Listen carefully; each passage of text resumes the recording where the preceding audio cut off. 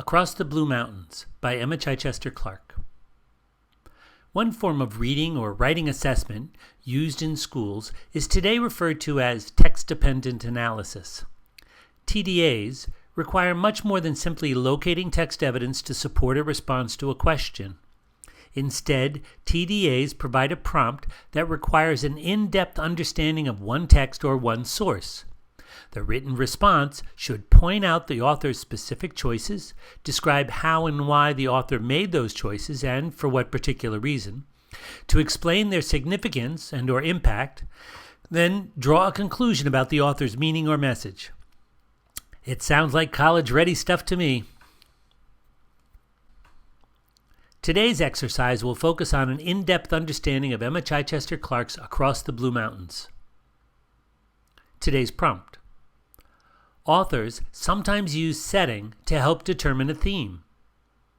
Write an essay analyzing how the setting helps determine a theme for Emma Clark's Across the Blue Mountains. Use evidence from the text to support your analysis. The prompt asks the students to examine two elements from the story, the setting and a theme. The analysis will talk about the interrelationships between the two.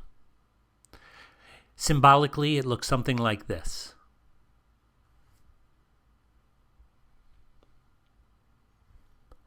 Notice also, the prompt does not identify the theme, the message the author has in mind when she wrote the story.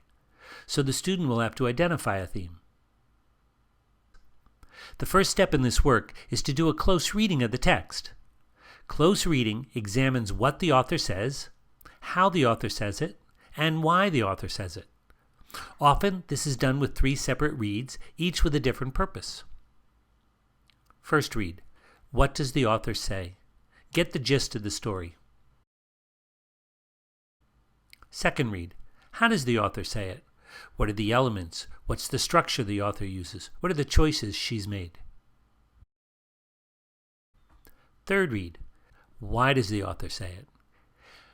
You talk about the interrelationships between the setting and the theme you've identified. You put forth some of your conclusions. You may choose to switch the purposes for reads 2 and 3. The second read could be why does the author say it, and the third read could be how does the author say it. The importance lies with defining the purpose for the read before reading. Remember, we see what we are looking for. It's important to take time to share and talk about the notes students have taken after each read. Studies show that collaborative discussions, where students orally identify the literary elements and produce a visible product, better enable students to describe the author's content and infer the author's message. Here are some group brainstorming ideas you can do.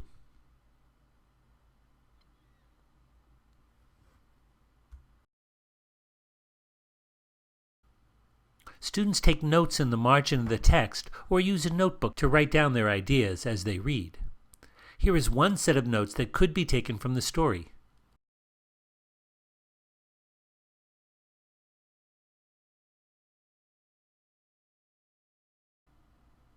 TDAs traditionally require the student relate the 2 elements in the prompt to the author's message or theme. This prompt also requires the student to identify a theme as one of the elements. As the student examines their notes, there are 2 possible themes that they've identified. The student will try to choose the one that will allow for the most interrelationships with the setting. The 2 elements being examined are the setting and the theme. Make a table with a column for the setting notes and a second for the theme notes. Here are my notes gathered on one sheet. Now it's easier for me to find the interrelationships the prompt is asking about. The last step of the pre-write is for the student to organize their ideas before writing. Here is one way to organize the ideas. Begin by restating the prompt in your own words. This acts like a thesis statement. It tells the reader what your essay is about. The first beat of the essay presents information from the text you'll use. Often this is an abbreviated retelling from the text, highlighting the elements you'll discuss. This information usually comes from the first read.